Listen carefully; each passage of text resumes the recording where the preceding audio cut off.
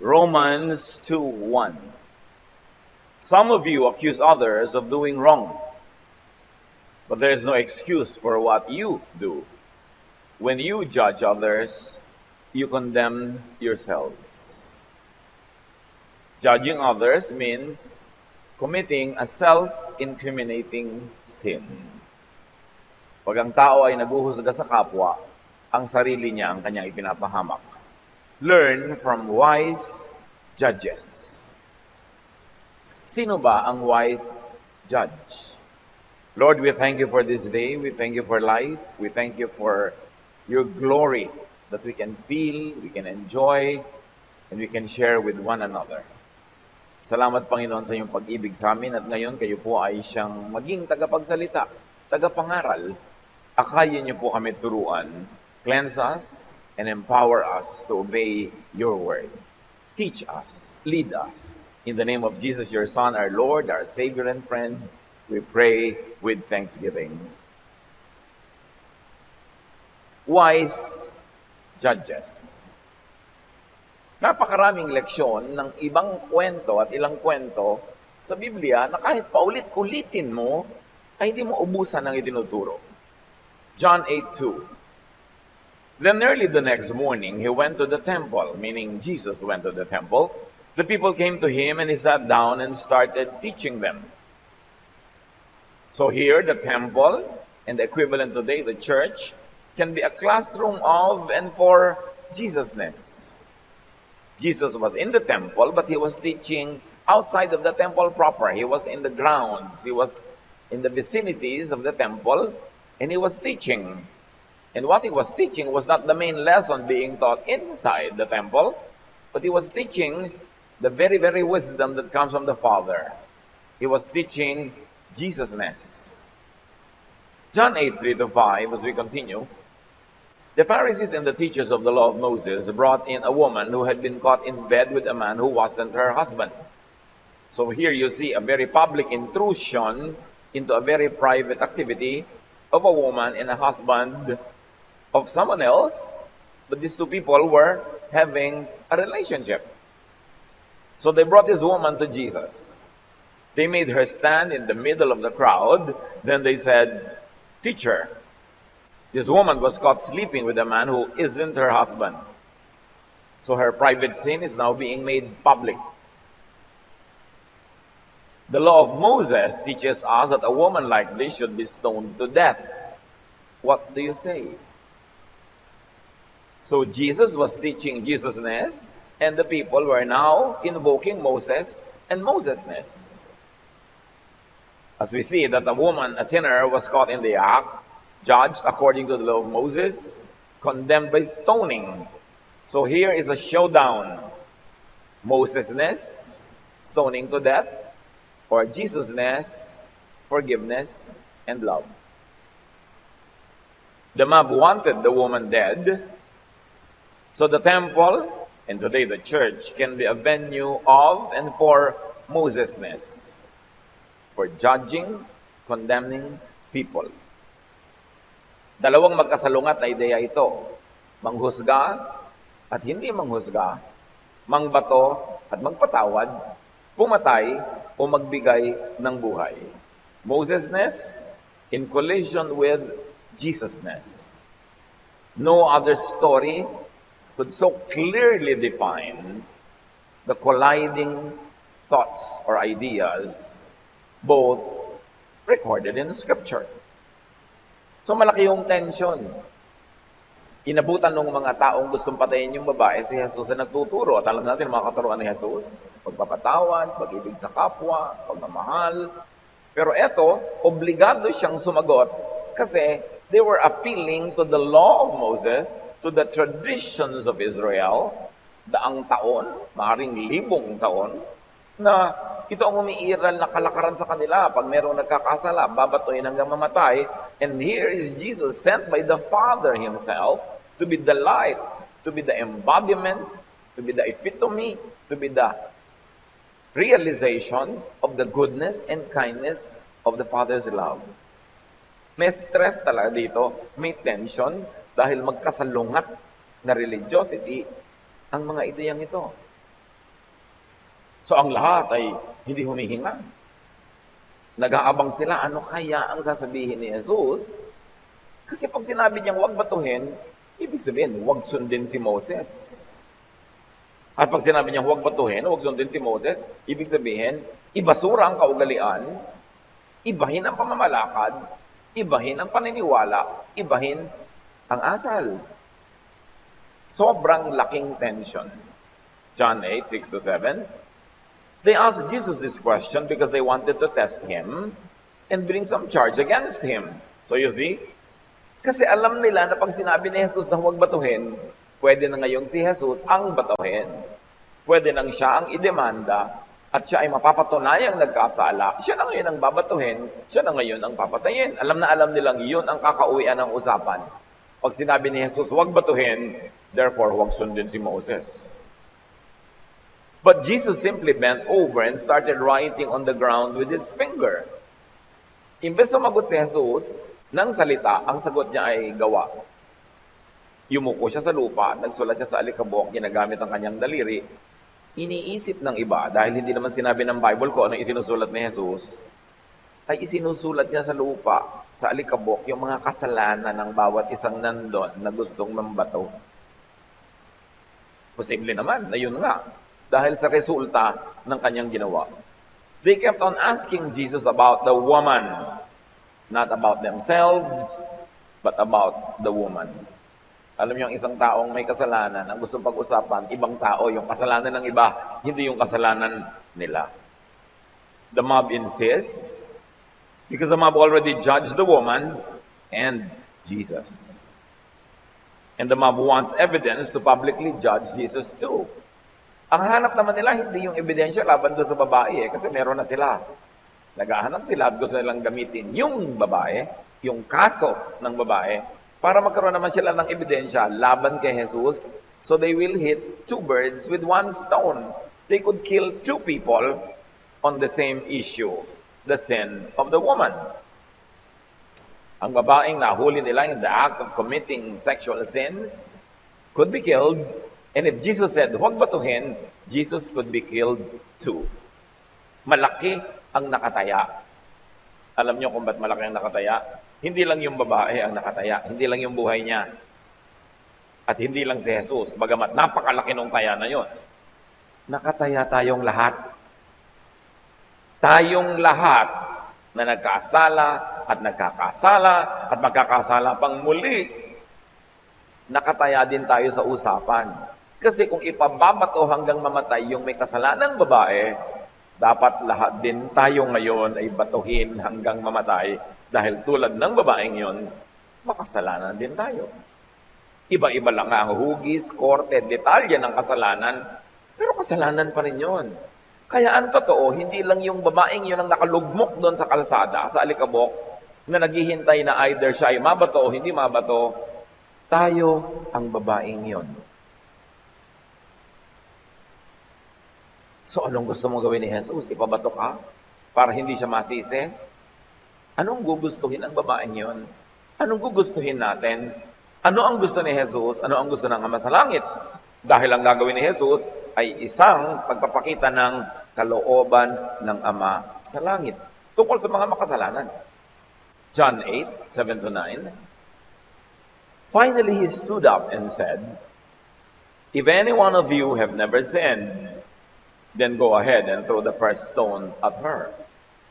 Lalong tumingkad at umigting ang pag-iisip ng mga iba scholar na isinusulat talaga ni Jesus sa alikabok ay yung kasalanan ng mga tao doon. At matapos yung ma-establish na maraming kasalanan talagang nagaganap, sinabi niya, gusto nyo batuhin ang babae, tinatanong nyo ako kung pwedeng batuhin. Ang sagot ni Jesus ay, hindi naman huwag batuhin, hindi rin niya sinabing batuhin. Ang sabi niya, yung walang kasalanan, mauna nang bumato. So, hindi siya pwede ngayong idemanda na sinabi niyang huwag batuhin. Hindi rin naman niya sinabing batuhin.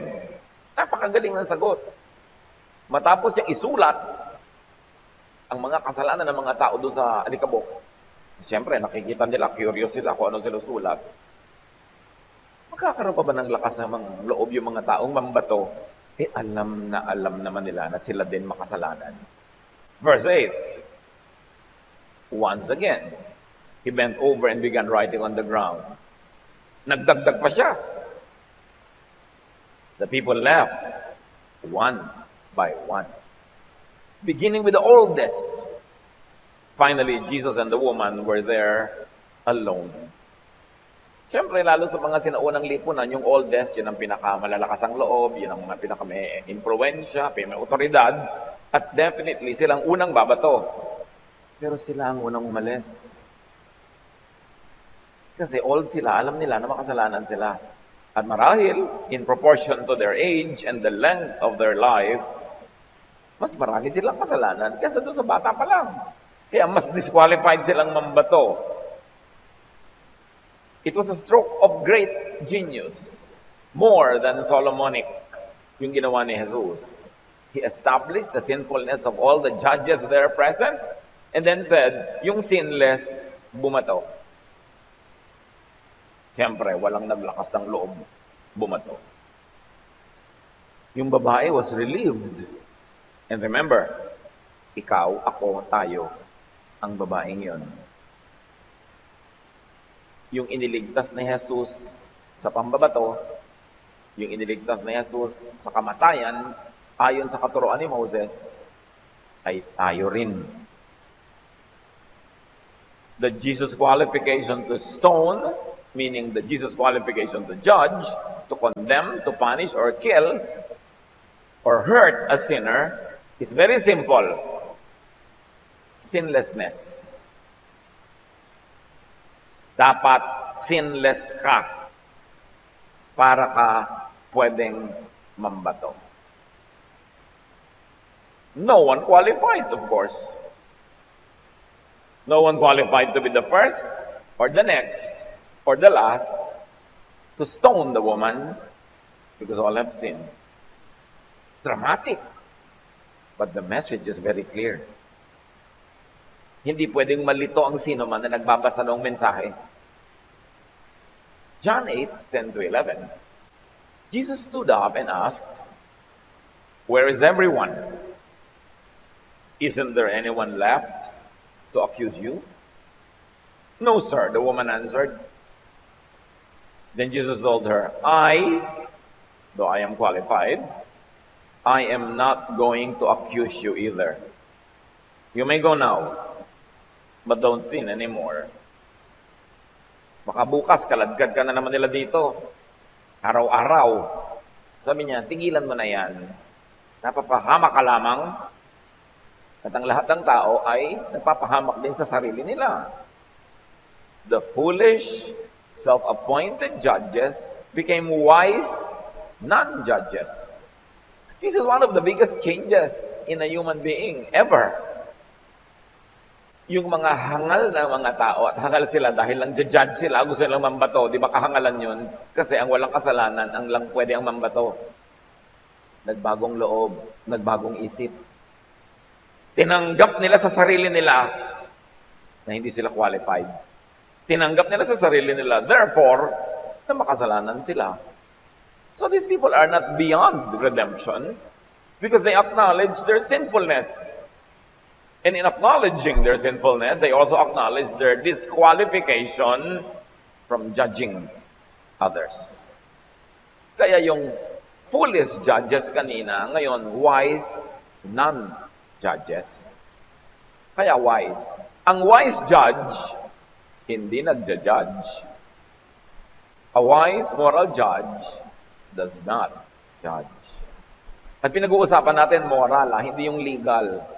Siyempre, kung ikaw ay hukom, nasa hukuman ka ng mga gobyerno, batas, may nagnakaw, may gumawa ng crime, by the book, magja-judge ka. Hindi mo judgment yon based on the book, the law, the constitution of the land. Dapat yon may judgment.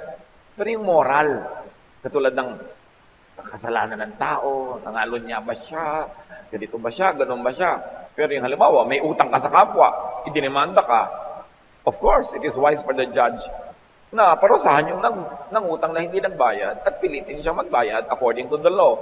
Hindi ganun ang pinag-uusapan natin ng mga kasalanan na hindi dapat i-judge. Yung moral. Hindi financial. hindi practical. Especially personal morality. In-emphasize na nga dito na yung babae nasa privacy of her home. She was doing her sin privately, not publicly, but it was taken out of its very private context and taken to a very public forum. Iniba. 1 John 3:5, but you know that He, meaning Jesus, appeared so that He might take away our sins, and in Him is no sin.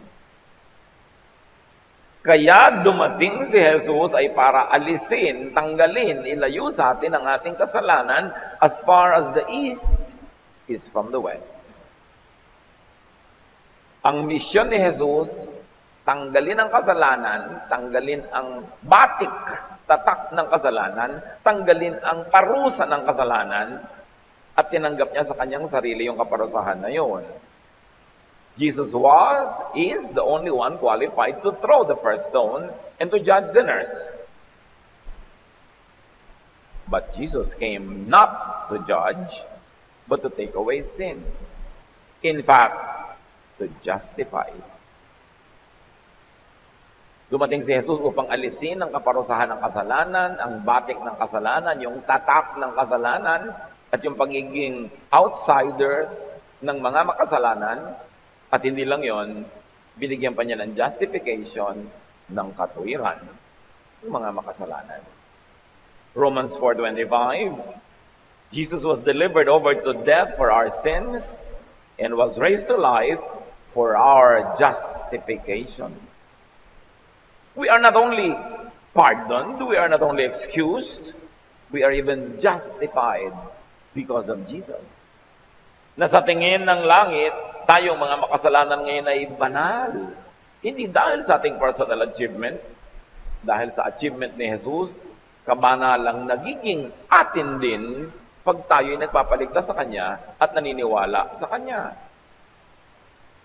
Si Jesus na walang kasalanan, qualified na magparusa, manghusga, ay hindi nanghuhusga, in fact, nagliligtas pa nga. Tapos yung mga taong makasalanan, dinadaig pa si Jesus. Sila pa itong mahilig manghusga at laging humihingi ng kaparusahan sa mga nagkakasala. People who judge, accuse, and condemn others do not take away sin, but inflicts it on people. They do not perform the work of Jesus. Ang mga taong nang-uusig, nagdidiin, naguhusga, at humihingi ng parusa sa mga nagkakaroon ng moral sins, hindi nila ginagawa ang gawain ni Jesus. They do the work of Satan. Because the work of Jesus is to forgive, to justify, to save. The work of Satan is to accuse and condemn. Sino man na ang lagi niyang ginagawa ay mang-akusa, mang-kondena ng mga kapwa naman niya makasalanan, naglilingkod siya kay Satanas. Hindi kay Jesus. Kasi ang trabaho ni Jesus ay magpatawad, maglinis, magligtas. Tulad ng ginawa niya sa babae, iniligtas. Ngayon yung nagpapahamak, nambubuko, yung mga gustong parusahan yung mga may kasalanan sa tingin niya, servant yun ni Satan. Ang nakakapagtaka, mas nagiging relihiyoso ang mga maraming tao, mas naglilingkod sila kay Satanas. Kasi mas nagiging judgmental lalo. Lalong nagiging malupit sa mga nagkakasala at laling hinahanap nila parusahan ng may kasalanan. Hindi yan trabaho ni Jesus. Trabaho yan ni Satanas. Revelation 12:10, for the accuser, meaning Satan, of our brothers and sisters, who accuses them before our God day and night, has been hurled down. Itinapon na daw, ibinagsak yung mapanisi, maghilig mang-akusa, magdemanda. Sabi, itong si Satanas, wala itong ginawa, kundi ang ating mga kapatid sa Panginoon ay laging i-judge, i-condemn, at i-accuse before God. Tulad ng ginawa ni Satan kay Job. Sabi niya sa Diyos, si Job naman, maka-Diyos siya kasi blessed, mayaman, malusog. Hindi naman talaga maka-Diyos yan dahil lang maka-Diyos siya. Kasi pinagpapala. Tanggalin mo pagpapala niyan, isusumpa ka niyan, sabi ni Satan about Job. Ngayon, marami mga kapatiran ngayon katulad ni Satan. Walang ginawa kundi akusahan ng kapatiran. Sabi ng Bible, trabaho yan ni Satan, hindi yan trabaho ni Jesus. So by not throwing the first stone, Jesus inhibited himself as judge. Hindi siya nag-judge and disqualified all others to throw the succeeding stones. In fact, any stone. Kung si Jesus na qualified at kaisa-isang qualified mambato ay hindi nambato, ano ngayon ang karapatan natin na siyang actually ay dapat batuhin? Anong karapatan natin na tayo pa ang mambato sa ating kapwa? Matthew 18:21, so on. Lumapit si Pedro at nagtanong kay Jesus, Panginoon, ilang beses po bang patatawarin ng aking kapatid na nagkakasala sa akin? Hindi sa iba sa akin. 7 beses po ba? Sinagot siya ni Jesus, hindi 7 beses, kundi 70 ulit na 7. Sa Israel, yung 7 is symbolic of perfection. Ang required lang ng kanilang kaugalian, magpatawad ka 3 times. Pag 4th, pwede mo nang hindi patawarin. Si Pedro, inaakala niya siya, napakabait. Sabi niya kay Jesus, 7 beses ko po bang patatawarin ang isang tao nagkakasala sa akin personally, repeatedly? 7. Di po ba 3 lang? So, dinagdagan ko pa ng 4. Ang bait-bait ko na. Sabi ni Jesus, ilang 7? Kulang. 70 times 7. Meaning, endlessly. Gusto ko lang idiin hindi ito yung utang sa pera ang pinag-uusapan Yung pagkakasala laban sa iyo personally, sa puso mo, sa dibdib mo. Kasi baka gamito ng mga iba na may utang sa pera no? Magpalusot. May utang sa mga sweldo, may utang sa pasweldo. Hindi ito pinag-uusapan, yung mga moral personal sins like adultery, like yung mga ganon, tulad ng babaeng binato. At sabi ni Pedro, nagkasala sa akin. Imagine, yung babaeng nahuli sa act of adultery, hindi naman siya nagkasala sa bawat isang member ng community Kung nagkasala man siya sa sarili niya, doon sa partner niya, at kung may asawa yung partner niya sa asawa nun, pero hindi sa lahat ng gustong bumato sa kanya. Wala talaga silang karapatang mambato. So si Pedro, sabi niya, 7 times, para siyang generous. Parang wow, 7, lampas-lampas sa hinihingi ng kaugalian. Pero sabi ni Jesus, hindi, kulang. 70 ulit na 7. Sapagkat ang kaharian ng langit ay katulad nito, sabi ni Jesus. Ito ang illustration ni Jesus. Ipinasya ng isang hari na hinga ng ulat ang kanyang mga alipin tungkol sa kanilang mga utang. So this is unpaid utang or it led to slavery. Pagka hindi ka nakakabayad ng utang, nagiging slave ka. Nang simulan niyang magkwenta, dinala sa kanyang isang lingkod na may utang na milyon-milyong piso. Dahil sa siya'y walang naibayad, iniutos ng hari na ipagbili siya. Pati ang kanyang asawa, mga anak, at lahat ng kanyang ari-arian upang siya'y makabayad. Kita niyo kung paano nadadama yung asawa at anak ng mga taong waldas, mga hindi nagbabayad ng utang o nagsusugal at natatalo ang lahat-lahat, nawawalan sila ng bakay, nawawalan sila ng gamit, napagiging alipin sila, nabebenta sila, napapahamak because of the wrong leadership of the father or any member of the family. So magiging pambayad siya at ang kanyang pamilya. Lumuhod ang lingkod sa harapan ng hari at nagmakaawa. Bigyan po ninyo ako ng panahon at babayaran ko sa inyo ang lahat. Naawa sa kanyang hari.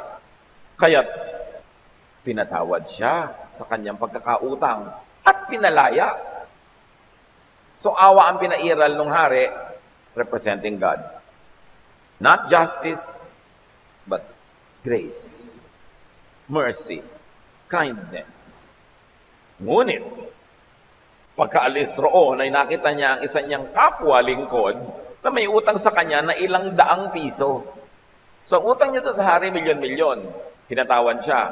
Paglabas niya, nasa lubong niya ang isa niyang kapwa servant na may utang sa kanyang ilang daang piso lang.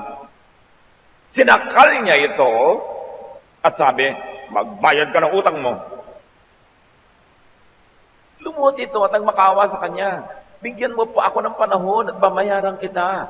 Ngunit hindi siya pumayag. Sa halip, ito'y ipinabilanggo niya hanggang sa makabayad. So itong kinaawaan ay walang awa sa kapwa. Sa kapwa may utang. Sumama ang loob ng ibang mga lingkod ng hari sa pangyayaring iyon, kaya't pumunta sila sa hari at nagsumbong. Ipinatawag ng hari ang lingkod na iyon. Napakasama mo, sabi niya. Pinatawad kita sa utang mo sapagkat nagmamakaawa ka sa akin. Naawa ako sa iyo. Hindi ba dapat ka rin sanang nahabag sa kapwa mo? So masama yung tao. Kasi tumatanggap lang siya ng pagpapatawad, siya hindi marunong magpatawad.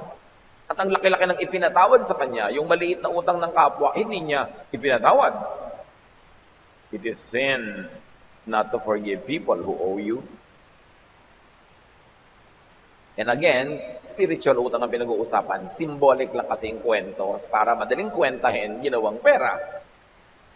At sa galit ng hari, siya ipinabilanggo hanggang sa mabayaran ng buo ang kanyang utang. Gayon din ang gagawin sa inyo ng aking Ama na nasa langit kung hindi nyo taos-pusong patatawarin ang inyong kapatid. Malinaw. Tumatanggap lang tayong lahat ng patawad ng Ama sa langit sa pamamagitan ni Jesus. Sino tayo para hindi magpatawad ng kapwa?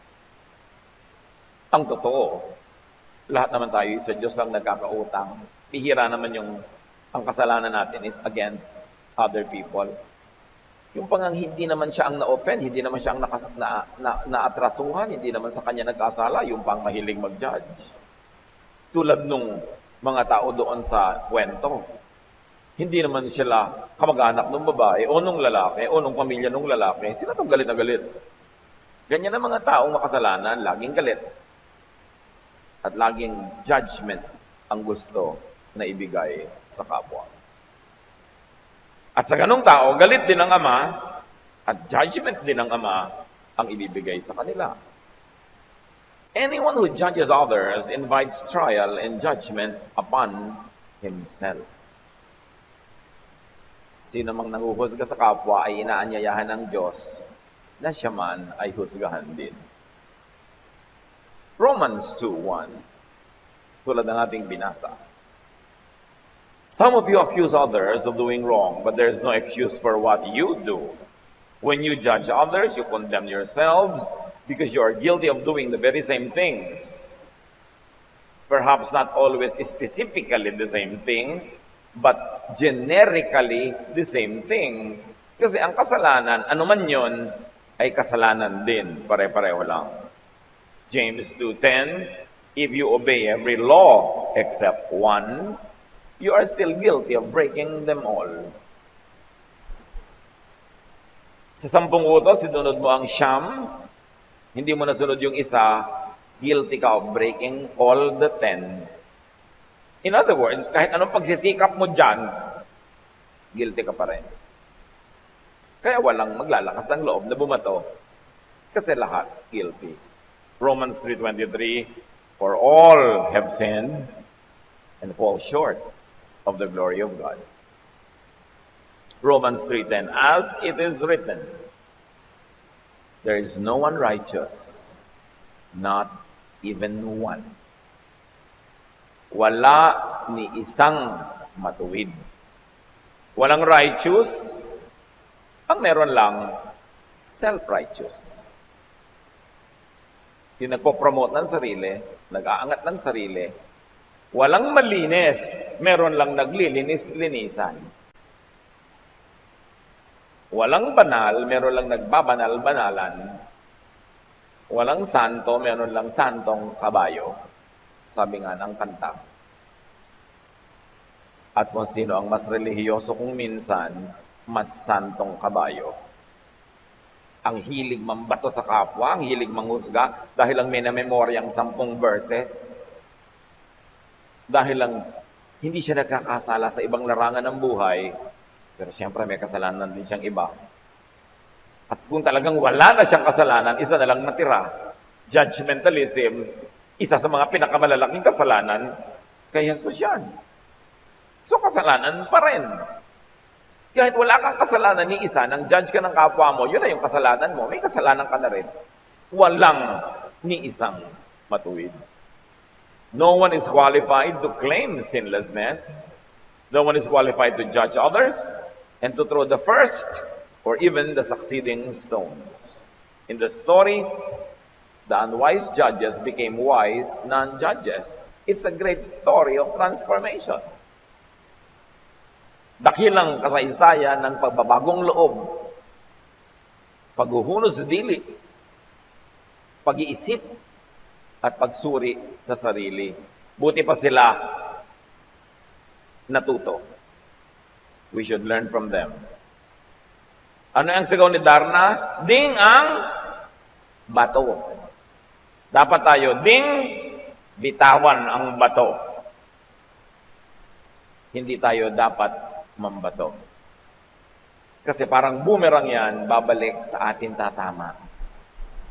The imperfect, the sinful cannot judge others. The wise do not. The wise will not judge others. Sabi ni Jesus, Matthew 7, 1-2. Don't condemn others, and God won't condemn you. God will be as hard on you as you are on others. He will treat you exactly as you treat them.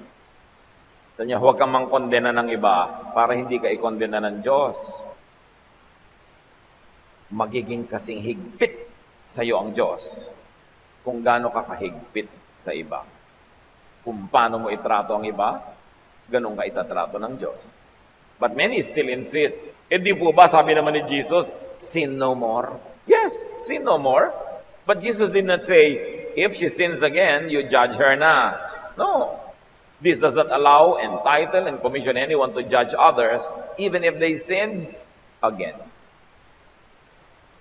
Si Jesus lang may sabi, don't sin again. You'll get into trouble. Pag tutulong-tulungan ka na naman nila, pero hindi ko man nag-sin again na siya, pwede nang batuhin. Wala pa rin may karapatan. And especially if the sin is not committed directly or personally against you, wala kang karapatang mambato. Naku, pastor, yun pong ganong babae, nakikiapid sa ganon. Sa'yo ba nakiapid? Hindi po. Asawa mo ba yung pinakaapiran? Hindi po. Therefore, wala kang kay.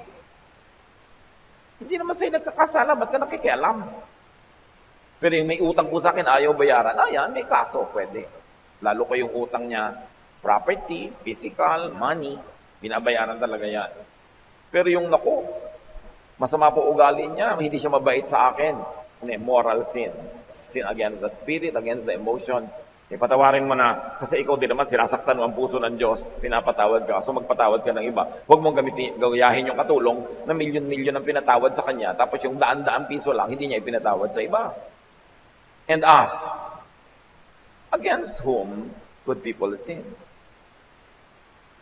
It's only against God. But if God mismo forgives, dapat we also forgive. Ask, against whom could people sin? Against specific people.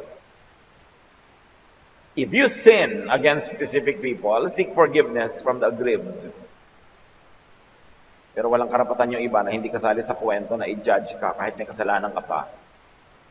Hindi ko man nagkasala ka, para ka ng pinipit na luya, bawo ka na to everybody, kahit hindi naman sila yung pinagkasalaan mo.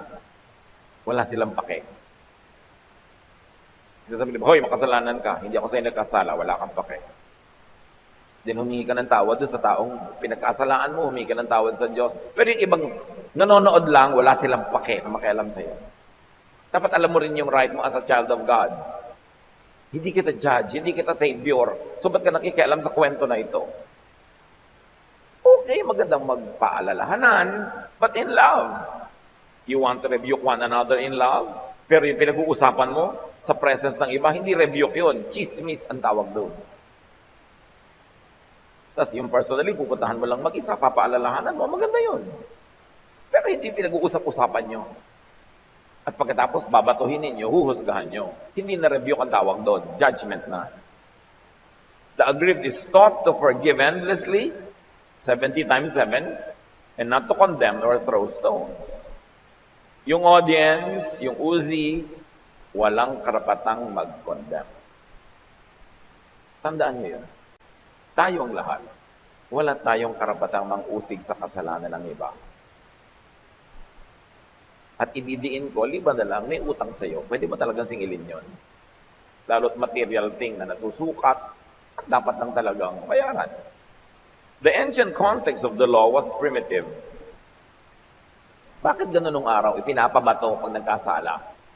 Because it was tribal dynamics. It was about community relations. Nung nagsisimula pa lang, ang civilization ng Israel, tribo pa lang sila, konting pamilya. Hindi pwedeng gumulo. Hindi pwede yung ikaw ay hindi mo asawa, nakikiapin ka doon kasi paano na yung anak niya, paano yung asawa niya, magkakagulo kayo. At pag hindi na united yung community, matatalo kayo ng ibang mga tribo kasi tribal nga eh. Hindi kayo makakapag-agriculture together, hindi kayo makakapag-commerce together dahil may mga division, may mga issue. Ang liit-liit ng grupo, dapat walang ganyanan. Kasi lahat affected, even the community.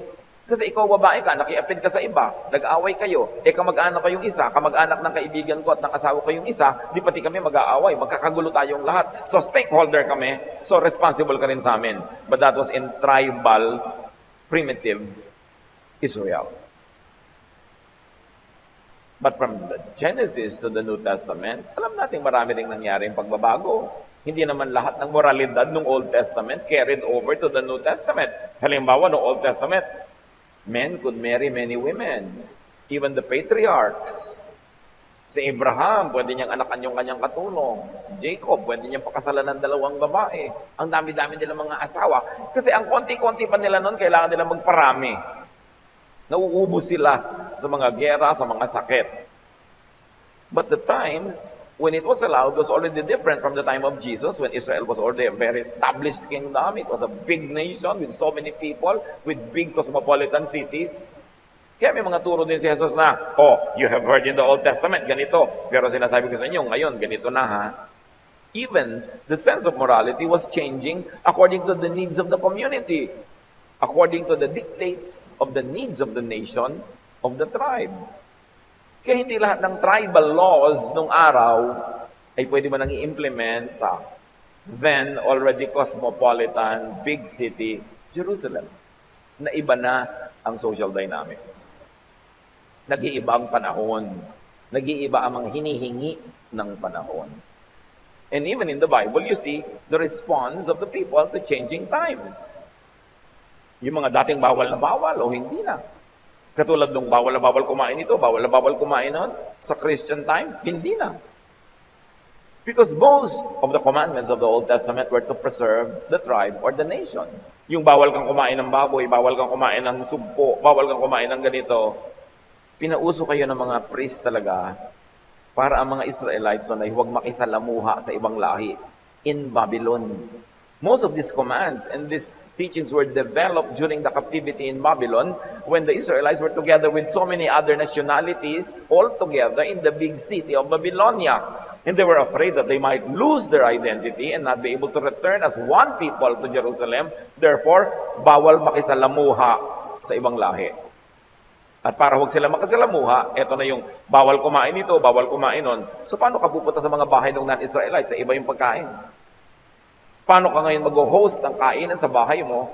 Iba yung kinakain ng mga magiging bisita mo. Ang bunga tuloy, hindi ka na lang nakikisalamuha. Tulad ng Sabbath.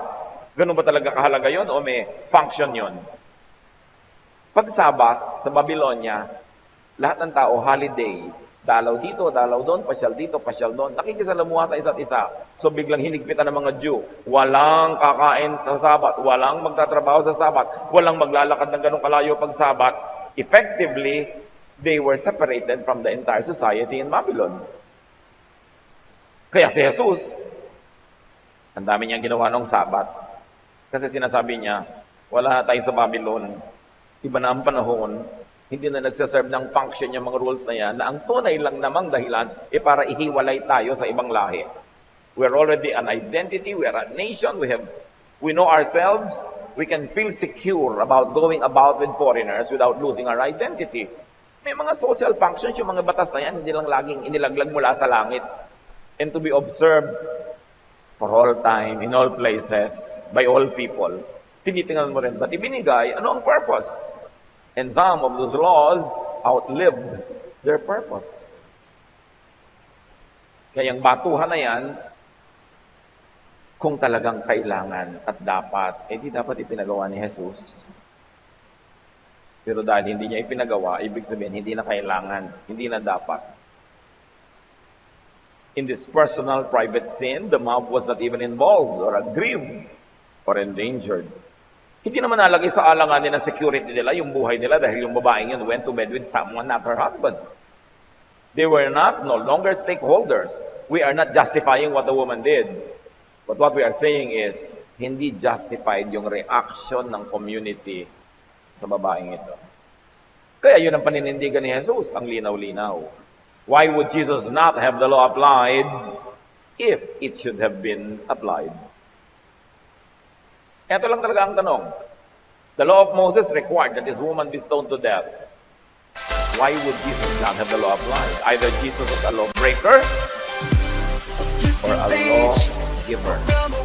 In fact, he is a lawgiver because he gave already another law, the law of love. They barged into the woman's private space and time and activity, including ancient social control regulations. In the then already modern and cosmopolitan Jerusalem, they were insisting on a primitive punishment on the woman. But Jesus said, the people have no right to meddle or judge or punish. Ask, how many times should the sinner be forgiven for a personal act? Jesus said, endlessly. The kingdom of God, certificate of sinlessness. This certifies that blank, your name, is sinless and therefore qualified to judge other people. Kung sinless kayo kapatid, write your name. Go ahead, write your name. Given on this what day of this month? In my year, certified and awarded by Jesus Christ. Anybody qualified, sinless, go ahead, write your name. And stand up so we can worship you. And we can ask you to save us because you are sinless. But, kung wala kayong lakas ng loob na ilagay ang pangalan nyo dito, you are a wise non-judge. You are wise. Yung may lakas ng loob, isulat nyo, ikwadro nyo, ilagay nyo wherever you can see it, and judge everybody you see. Pero yung wala kang lakas ng loob, ikwadro nyo pa rin. Put it where you can see it to remind you na wala kang K. Sabihin nyo nga sa katabi nyo, wala kang K. With feelings. At wala rin akong K. No? Matthew 7, 1-3. Sabi ni Jesus, you can see the speck in your brother's eye, but you don't notice the log in your own eye. God will be as hard on you as you are on others. He will treat you exactly as you treat them. Don't condemn others, and God won't condemn you. So am I qualified? Am I certified to judge others? The answer is clear. Inilaglag ang mga bato, walang may karapatan. Luke 6:37-38, Jesus said, don't judge others, and God won't judge you. Don't be hard on others, and God won't be hard on you. Forgive others, and God will forgive you. If you give to others, you will be given a full amount in return. It will be packed down, taken together, and spilling over into your lap. the way you treat others is the way you will be treated. Ang tunay na pinag-uusapang siksik, iniklik at umaapaw na ibibigay sa iyo ng Diyos, pag nagbigay ka, hindi pera, pagpapatawad. Pag nagpatawad ka daw sa iba, ibinigay mo yung patawad na yon, ang ibibigay din patawad sa iyo ng Diyos ay siksik, liglig, umaapaw. 1 Corinthians 10:12. So if you think that you're standing firm, be careful that you don't fall. Kung ngayon, banal ka, tama ka, okay ka, huwag kang basta-basta mag-judge ng iba. Magdahan-dahan ka. Kasi hindi mo alam, baka bukas, ikaw naman yung lalaglag. Ikaw naman ang mangangailangan ng habag at patawad. Don't burn the bridge over which you too must pass. Watch and be answerable for your own soul. Judge only yourself. Ang ating certificate of sinlessness, titigan nyo ng 1 minute at manalangin kayo sa Diyos. Salamat, hindi kayo qualified. Kasi kung qualified kayo, baka qualified din yung katabi nyo, edi batuhan tayo ng batuhan. Titigan nyo mga kapatid, and thank God that Jesus forgives us, that God is love.